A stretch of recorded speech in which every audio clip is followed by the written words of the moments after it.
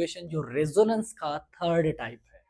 तो इस लेक्चर में आज हम सीखेंगे कि सर रेजोनेंस का वो टाइप जिसमें अल्फा कार्बन वाले कार्बन और हाइड्रोजन के जो सिग्मा इलेक्ट्रॉन्स है वो मूव हो किसी सेचुरेटेड सिस्टम की तरफ या किसी अनसेचुरेटेड सिस्टम की तरफ, तो वहां पर जो रेजोनेंस क्रिएट होता है उसको कहा जाता है हाइपर कॉन्जुगेशन।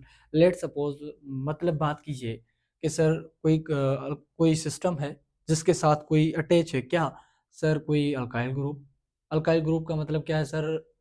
जैसे मिथाइल हो गया, इथाइल हो गया, या प्रोपाइल हो गया, या आइसोब्यूटाइल हो गया, वो किसी सिस्टम के साथ अटैच है। लेट सपोज ये ले ले आप एक सिस्टम जो सेचुरेटेड है, मतलब इसमें कार्बोकेटाइन है, मतलब किसी कार्बोकेटाइन वाला सिस्टम अटैच हो किसी अल्काइल के साथ, उसके साथ वाले कार्बन के साथ, मतलब किसी सिस्टम के साथ किसी कार्बोकेटाइन के साथ अगर कोई कार्बन अटैच है तो उस कार्बन को कहा जाता है अल्फा कार्बन। उस अल्फा कार्बन में जो हाइड्रोजन होंगे उनको भी कहा जाता है अल्फा हाइड्रोजन। तो होता क्या है कि यहाँ से जो अल्फा कार्बन और हाइड्रोजन वाले जो सिग्मा इलेक्ट्रॉन्स हैं वो मूव होते हैं यहाँ पर इस सिस्टम की तरफ, जिस सिस्टम को यहाँ तो कहा जाता है सेचुरेटेड, मगर यहाँ अनसेचुरेट होता है। तो यहाँ से इलेक्ट्रॉन मूव करते हैं इस अल्फा कार्बन में से जो हाइड्रोजन और कार्बन के हैं वो मूव करते हैं यहाँ इस सिस्टम की तरफ। तो होता क्या है सर? रेजोनेटिंग स्ट्रक्चर बनना शुरू होते हैं, इसी को कहा जाता है रेजोनेंस। अब हाइपर कॉन्जुगेशन सर कितने हो सकते हैं? यहाँ सर जितने अल्फा कार्बन अल्फा हाइड्रोजन के साथ सिग्मा बॉन्ड में होगा उतने ही रेजोनेटिंग स्ट्रक्चर्स बनेंगे। यही कॉन्सेप्ट होता है, इसी को ही रेजोनेंस इफेक्ट कहा जाता है। मतलब बात कीजिए कि सर अल्फा कार्बन पर जो हाइड्रोजन में सिग्मा इलेक्ट्रॉन्स हैं वो मूवमेंट हो किसी अनसेचुरेटेड सिस्टम या सेचुरेटेड सिस्टम में, तो उसको कहा जाता है हमारा हाइपर कॉन्जुगेशन या बेकर निथन इफेक्ट। तो उसके बाद कुछ एग्जांपल सॉल्व करते हैं, मगर उसके साथ साथ कुछ कंडीशंस भी हैं। और कंडीशंस ये है कि हाइपर कॉन्जुगेशन के लिए कार्बोकेटाइन पाई बॉन्ड या रेडिकल हो, मतलब किसी सिस्टम में अगर पाई बॉन्ड, रेडिकल या कोई कार्बोकेटाइन हो और उसके साथों साथ अटैच हो कोई ऐसा कार्बन जहां पर अल्फा कार्बन जहां पर अल्फा हाइड्रोजन हो, तो वहां पर हो सकता है हाइपर कॉन्जुगेशन। तो अगर मिसाल से समझाने की कोशिश करें तो ले लें कि ये हमारा हो गया कोई कार्बोकेटाइन। लेट सपोज ये है कार्बोकेटाइन। कार्बोकेटाइन के साथ जो साथ वाला कार्बन होगा उसको कहा जाता है अल्फा कार्बन। अल्फा कार्बन के साथ यहाँ क्या है सर? यहाँ हाइड्रोजन अटैच है। लेट सपोज हाइड्रोजन को मैं ड्रा कर देता हूँ। लेट सपोज एक हाइड्रोजन ये हो गया और एक हाइड्रोजन ये हो गया। अब ये इन दोनों के बीच में होता है सिग्मा बॉन्ड। तो ये जो इलेक्ट्रॉन होंगे बॉन्ड में उनको भी कहा जाएगा सिग्मा इलेक्ट्रॉन। तो ये दोनों जो सिग्मा इलेक्ट्रॉन है वो मूव करते हैं यहाँ पर और बनाते हैं पाई बॉन्ड। यहाँ पर जो पॉजिटिव चार्ज था वो हो गया खत्म। तो क्या हुआ कि सर सिग्मा इलेक्ट्रॉन्स जो कार्बन और हाइड्रोजन के हैं, जो अल्फा कार्बन पर जो हाइड्रोजन और कार्बन के जो इलेक्ट्रॉन हैं वो मूव होते हैं किसी डबल बॉन्ड को क्रिएट करने के लिए, मतलब किसी सिस्टम को अनसेचुरेटेड से सेचुरेटेड से अनसेचुरेटेड करने के लिए। तो वहां पर रेजोनेटिंग स्ट्रक्चर बनना शुरू हो जाता है। रेजोनेटिंग स्ट्रक्चर उतने बनेंगे जितने उस अल्फा कार्बन पर हाइड्रोजन होंगे। अगर 9 अल्फा हाइड्रोजन है उस पे तो 9 हमारे पास बनेंगे क्या सर? Resonating structure. अगर 3 है तो 3, अगर 2 है तो 2 बनेंगे। तो इसी तरह कहा जाता है कि सर हमारे यहाँ पर रेजोनेंस होता है कार्बन और हाइड्रोजन के अल्फा कार्बन और हाइड्रोजन के इलेक्ट्रॉन सिग्मा इलेक्ट्रॉन्स मूव करने की वजह से, तो उसको कहा जाता है हमारा हाइपर कॉन्जुगेशन। अब सवाल ये है कि सर कितने रेजोनेटिंग स्ट्रक्चर बन सकते हैं? तो कहते हैं कि सर जितने यहाँ पर अल्फा कार्बन पर हाइड्रोजन होंगे उतने ही। तो लेट सपोज अगर यहाँ देखा जाए 2 हाइड्रोजन थे तो इसके 2 रेजोनेटिंग स्ट्रक्चर बन सकते हैं। तो मतलब बात कीजिए कि यहाँ सर हाइपर कॉन्जुगेशन हो सकता है। और कहाँ हाइपर कॉन्जुगेशन हो सकता है? लेट सपोज ये हमारे पास एक कंपाउंड है। अब ये बेंजीन नहीं है, अगर इसको कहें तो सर साइक्लोहेक्सेन कह सकते हैं इसको। तो अब साइक्लोहेक्सेन पे अब इस पैरा पोजीशन पे 2 रेडिकल्स और भी हैं, मगर यहाँ कोई हाइड्रोजन नहीं है। मतलब ये मेरा कार्बोकेटाइन है, इस कार्बोकेटाइन के साथ वाला जो कार्बन होगा वो होगा अल्फा कार्बन, और ये भी इसका साथ वाला है तो इसको भी कहा जाएगा अल्फा कार्बन। अल्फा कार्बन पर सर कोई हाइड्रोजन है? सर नहीं है। अगर अल्फा कार्बन पर कोई हाइड्रोजन नहीं है तो मतलब बात कीजिए कि सर यहाँ पर कॉन्जुगेशन, हाइपर कॉन्जुगेशन नहीं हो सकती, यहाँ हो सकती है। उसके साथों साथ कह रहा है कि सर यहाँ हाइपर कॉन्जुगेशन हो सकता है क्या? सर हाइपर कॉन्जुगेशन के लिए लाजमी बात है कि सर जो आपका अल्काइल ग्रुप सिस्टम के साथ अटैच है उस पे हाइड्रोजन होना लाजमी है। तो मान लेते हैं ये हमारा हो गया एक रेडिकल, ये हो गया हमारा एक सिस्टम, मतलब ये हो गया एक ग्रुप, और उस ग्रुप के साथ जो साथ वाला कार्बन होगा उसको कहा जाता है अल्फा कार्बन। अल्फा कार्बन पे सर ये हाइड्रोजन है, हाँ सर यहाँ दो हाइड्रोजन है, दो हाइड्रोजन हैं, तो हम कहेंगे सर यहाँ पर कॉन्जुगेशन हो सकता है।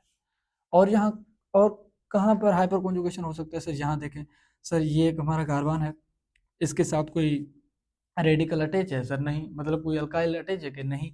सर अगर कोई अल्काइल अटैच नहीं है, लेट सपोज यहाँ एक हाइड्रोजन है, तो अल्फा कार्बन पर जो हाइड्रोजन होंगे उनसे ही हमारा हाइपर कॉन्जुगेशन होता है, सिर्फ हाइड्रोजन से नहीं होता। मतलब यहाँ पर अगर कोई कार्बन नहीं है तो यहाँ हाइपर कॉन्जुगेशन नहीं हो सकता। और दूसरी बात, अब यहाँ बात करें, सर ये हमारा हो गया कार्बन, कार्बन के बीच में डबल बॉन्ड, मतलब ये कोई अनसैचुरेटेड सिस्टम है, इसके साथ कोई अल्काइल ग्रुप अटैच है? नहीं है। मतलब कोई ऐसा अल्फा कार्बन अटैच है ही नहीं। ये ग्रुप है, उसके साथ कोई अल्फा कार्बन अगर अटैच नहीं तो मतलब हाइड्रोजन भी नहीं, अगर हाइड्रोजन भी नहीं तो मतलब बात कीजिए कि सर यहाँ हाइपर कॉन्जुगेशन नहीं हो सकती। तो कहते हैं कि सर यहाँ हाइपर कॉन्जुगेशन नहीं हो सकती। और दूसरा एग्जांपल लिख लें कि सर कहाँ हाइपर कॉन्जुगेशन हो सकती है। लेट सपोज ये हमारा हो गया एक अनसेचुरेटेड सिस्टम, क्या सर ये हमारा हो गया अनसेचुरेटेड सिस्टम, तो यहाँ पर इस ग्रुप के साथ साथ वाला जो कार्बन होगा उसको कहा जाएगा अल्फा कार्बन। अल्फा कार्बन पर सर हाइड्रोजन है, हाँ सर एक ये है, एक ये है, एक ये है, मतलब तीन अल्फा हाइड्रोजन हो गए यहाँ। तो मतलब यहाँ तीन और रेजोनेटिंग स्ट्रक्चर्स बन सकते हैं इसी कंपाउंड के। तो मतलब बात की ये कि सर यहाँ पर कॉन्जुगेशन हो सकती है। और कहाँ कॉन्जुगेशन हो सकती है? मिसाल ले लीजिए, ये मेरा कार्बोकेटाइन है, कार्बोकेटाइन के साथ जो साथ वाला कार्बन होगा उसको कहा जाएगा क्या? Sir alpha carbon. तो यहाँ पे होगा अल्फा कार्बन। सर यहाँ पे देखो कि सर एक कार्बन है, उसने यहाँ एक बॉन्ड बनाया, एक बॉन्ड यहाँ बनाया, तो इसके दो तो हाइड्रोजन और भी रहते हैं ना, मतलब एक बाहर की तरफ एक दूसरी अंदर की तरफ, दो हाइड्रोजन यहाँ है। और यहाँ भी देखें सर दो हाइड्रोजन है, तो मतलब बात की है कि सर यहाँ भी हाइपर कॉन्जुगेशन हो सकती है, मतलब यहाँ भी रेजोनेटिंग स्ट्रक्चर बन सकते हैं। तो मतलब हाइपर कॉन्जुगेशन के लिहाज से यहाँ रेजोनेंस हो सकता है। और कहाँ हो सकता है? लेट्स सपोज ले लें ये एग्जांपल, ये हमारा कोई अनसेचुरेटेड सिस्टम है यहाँ, उसके साथ कोई अल्काइल ग्रुप अटैच है, मिसाल ये है, यहाँ पर तीन अल्फा हाइड्रोजन हो सकते हैं, ठीक है। अगर तीन अल्फा हाइड्रोजन हो सकते हैं तो मतलब इस कंपाउंड के तीन रेजोनेटिंग स्ट्रक्चर बन सकते हैं। अगर रेजोनेटिंग स्ट्रक्चर बन सकते हैं तो मतलब बात कीजिए कि यहाँ रेजोनेंस हो सकता है। तो कहते हैं सर यहाँ भी हाइपर कॉन्जुगेशन हो सकता है। उसके बाद लास्ट एग्जांपल जो हमारा है, ये मिसाल बेंजीन है, ये बेंजीन है, अगर यहाँ देखें तो हम कहेंगे सर कोई डबल बॉन्ड अटैच हो, मगर यहाँ डबल बॉन्ड अटैच है, तो देखें सर लेट सपोज ये हो गया, ये हो गया। अगर यहाँ कोई डबल बॉन्ड मौजूद नहीं है और यहाँ पे कोई रेडिकल मौजूद है, तो रेडिकल का मौजूद होने का मतलब ये है, मेरे ख्याल से ये एग्जांपल गलत हो गया, तो इसको ड्रा कर दें और आगे चलें। तो देखो, मतलब बात कीजिए कि किसी कार्बोकेटाइन, रेडिकल या किसी डबल बॉन्ड के नज़दीक में, मतलब उसके साथों साथ जो अल्फा कार्बन होगा, उस अल्फा कार्बन पे जितने हाइड्रोजन होंगे उनके जो सिग्मा इलेक्ट्रॉन्स होंगे मूव कहाँ? सर सिस्टम की तरफ।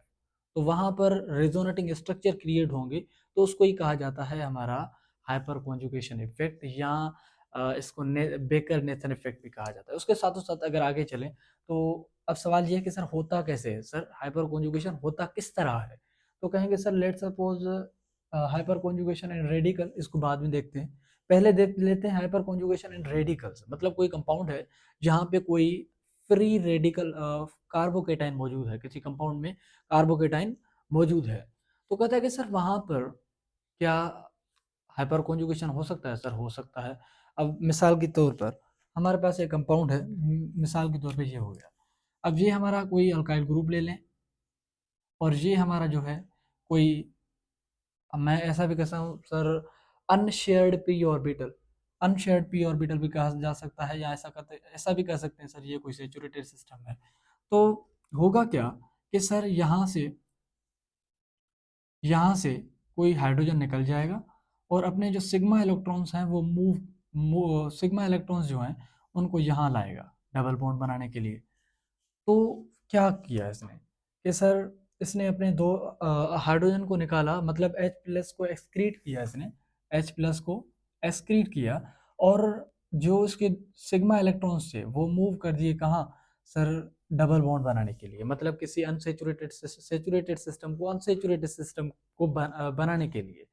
तो यहाँ क्या हुआ कि सर जब इसने अपना H+ निकाल दिया, अगले स्टेप में देखा है, अगर जब इसने H+ निकाल दिया तो यहाँ पे आ गया नेगेटिव चार्ज, मतलब 2 इलेक्ट्रॉन कार्बन ने खुद की तरफ ले लिए, और यहाँ पहले ही वेकेंट ऑर्बिटल था, उसको इलेक्ट्रॉन की ज़रूरत, इसके पास इलेक्ट्रॉन की एक्सिस, तो क्या हुआ सर, इन दोनों ने बना लिया बॉन्ड।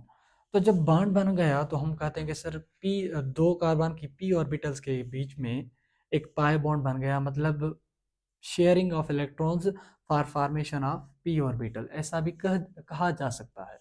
तो मतलब बात की ये कि यहाँ कोई पाई बॉन्ड बन गया। तो अगर देखा जाए, अगर एक हाइड्रोजन ने अपना H+ निकाला, मतलब अगर एक बॉन्ड के, एक सिग्मा बॉन्ड के जब इलेक्ट्रॉन मूव हुए तो एक रेजोनेटिंग स्ट्रक्चर बना। तो अगर एक हाइड्रोजन निकाला तो एक बना, अगर दूसरे वाला हाइड्रोजन अगर कहे कि सर मैं भी अपने इलेक्ट्रॉन देना चाहता हूँ कार्बन को, किस लिए सर, कार्बोकेटाइन को स्टेबल करने के लिए, तो क्या होगा सर, लेट सपोज अब यहाँ क्या होगा कि सर यहाँ जो सिग्मा इलेक्ट्रॉन्स हैं हाइड्रोजन के, ये मूव होंगे इस तरफ। अगले स्टेप में देखेंगे तो सर यहाँ से H+ निकल गया, और यहाँ से H+ निकलने की वजह से कार्बन पे आ गया नेगेटिव चार्ज, क्योंकि इसने 2 लोन पेयर लिए थे। अब इसको इलेक्ट्रॉन की ज़रूरत, और इसके पास एक्सेस ऑफ इलेक्ट्रॉन, तो क्या होगा सर, यहाँ पे डबल बॉन्ड बन जाएगा। तो हम कहेंगे सर एक ही कंपाउंड के एक रेजोनेटिंग स्ट्रक्चर ये बना और दूसरा रेजोनेटिंग स्ट्रक्चर ये बना, या ऐसा कहते हैं कि सर हाइपर कॉन्जुगेटिंग स्ट्रक्चर बने। तो दो हाइपर कॉन्जुगेटिंग स्ट्रक्चर्स ये बने, और लेट सपोज अब अगर 2 हाइड्रोजन निकले थे, अगर तीसरा हाइड्रोजन भी कहता है कि सर मैं तो चुप नहीं रहूँगा ना, तो ये क्या करेगा कि दोनों ही अपने जो सिग्मा इलेक्ट्रॉन्स हैं वो यहाँ मूव करवाएगा। अब यहाँ मूव करवाएगा तो खुद H+ की सूरत में निकल जाएगा यहाँ से, और कार्बन पे आ जाएगा नेगेटिव चार्ज। तो कार्बन पे नेगेटिव चार्ज और इस पे पॉजिटिव चार्ज, तो बीच में बन जाएगा क्या सर, पाई बॉन्ड, क्योंकि जो दोनों ही p ऑर्बिटल जो है पैरेलल है। तो इसी तरह हमारा हाइपर कॉन्जुगेशन काम करता है, मतलब कोई अल्फा कार्बन पर जो कार्बन और हाइड्रोजन के सिग्मा इलेक्ट्रॉन होंगे वो मूव होंगे किसी ऐसे सिस्टम की तरफ जहाँ पे यहाँ डबल बॉन्ड होगा या कार्बोकेटाइन होगा या फ्री रेडिकल होगा। तो इसी तरह हाइपर कॉन्जुगेशन एग्जिस्ट करता है और इसी तरह रेजोनेटिंग स्ट्रक्चर बनाता है। लेट सपोज एक कंपाउंड था ये जो अनस्टेबल था, जिसमें कार्बोकेटाइन था, उस कार्बोकेटाइन को स्टेबल करने के लिए एक ही मालिक्यूल ने 3 रेजोनेटिंग स्ट्रक्चर बना लिए। तो हम कहते हैं कि sir this process is known as hyper conjugation. ये तो कार्बोकेटाइन में हुआ था। अगर किसी सिस्टम में रेडिकल होता तो भी यहाँ से हाइड्रोजन निकलते हाइड्रोजन निकलते रेडिकल के सूरत में, और जो रेडिकल बचता वो इससे बॉन्ड बनाता और इसी तरह रेजोनेटिंग स्ट्रक्चर बनते। अब सवाल ये है कि सर कितने रेजोनेटिंग स्ट्रक्चर बनते, तो कहते हैं कि सर जितने सिस्टम के साथ अल्फा कार्बन है, जितने अल्फा कार्बन पर जितने अल्फा हाइड्रोजन हैं उतने ही ज़्यादा रेजोनेटिंग स्ट्रक्चर बनेंगे। तो मिसाल के तौर पर यहाँ कोई अल्फा कार्बन था किसी सिस्टम के साथ अटैच, इस पे 3 अल्फा हाइड्रोजन थे, 3 रेजोनेटिंग स्ट्रक्चर बने, मतलब कार्बोकेटाइन को स्टेबल करने के लिए 3 रेजोनेटिंग स्ट्रक्चर बने। अगर 6 अल्फा हाइड्रोजन होते तो 6 रेजोनेटिंग स्ट्रक्चर बनते, अगर 9 अल्फा हाइड्रोजन होते तो 9 रेजोनेटिंग स्ट्रक्चर बनते। तो मतलब बात ये कि सर जितने अल्फा हाइड्रोजन होंगे अल्फा कार्बन पर उतने ही रेजोनेटिंग स्ट्रक्चर ज़्यादा बनेंगे। और आपको याद होगा कि सर जितने रेजोनेटिंग स्ट्रक्चर किसी मॉलिक्यूल के बनते हैं वो उतना ही ज़्यादा स्टेबल होता है। तो मतलब कार्बोकेटाइन स्टेबल कहाँ हुआ सर, जितने अल्फा हाइड्रोजन हुए उतने ही ज़्यादा स्टेबिलिटी हुई। तो आपको एक कॉन्सेप्ट याद होगा, अगर आपको आपके दिमाग में हो तो आपने पढ़ा होगा कहीं कि सर जो टर्शरी या 3 डिग्री अगर कार्बोकेटाइन है, 3 डिग्री कार्बोकेटाइन सबसे ज़्यादा स्टेबल है, क्यों सर 3 डिग्री इसीलिए ज़्यादा सबसे ज़्यादा स्टेबल है क्योंकि उसके ऊपर उसके साथ जो अल्फ़ा कार्बन है, अल्फ़ा कार्बन पर उतने ही अल्फ़ा हाइड्रोजन्स हैं। और अगर किसी कंपाउंड पे इतने अल्फ़ा हाइड्रोजन होंगे, तो लाज़मी है वो उसको उतना ही स्टेबल करना चाहेंगे। लेट्स सपोज़ अगर एग्ज़ाम्पल से आपको मैं समझाऊँ, ये हमारे पास है एक कार्बन, ये कार्बन है, ठीक है? अ, और मिसाल के तौर पर यहाँ पर एक कार्बन हो गया और यहाँ पे कोई रेडिकल है, ठीक है? ये लेट्स सपोज़ 3 डिग्री रेडिकल है। अब इसके पास भी 3 हाइड्रोजन्स होंगे यहाँ, इसके पास भी 3 अल्फ़ा हाइड्रोजन होंगे, अल्फ़ा कार्बन पर अल्फ़ा हाइड्रोजन ही होते हैं।